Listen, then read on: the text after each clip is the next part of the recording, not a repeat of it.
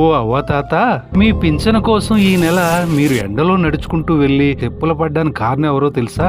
అతనెవరో కాదు, నారా చంద్రబాబు నాయుడే. ఎప్పట్లాగే మీ ఊరు వాలంటీరు మీ ఇంటికొచ్చి పింఛన్ డబ్బులు ఇస్తే మీకు జగనన్న చేసిన మంచి గుర్తొస్తుంది కదా, అందుకని పోయిన నెల మీ ఊరు సచివాలయం వెళ్లేలా చేశాడు.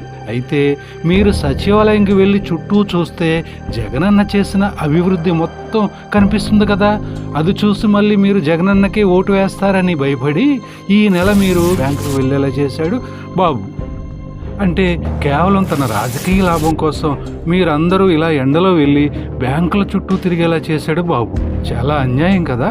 ఇలాంటి వాడికి ఓటు వేస్తే మొత్తానికే పెన్షన్ ఆపేసే ప్రమాదం కూడా ఉంది. అందుకే తెలుగుదేశానికి ఓటు వేయకుండా చంద్రబాబును మనమంతా ఓడిద్దాం, మళ్ళీ మన జగనన్ననే గెలిపించుకుందాం. ఏమంటారు?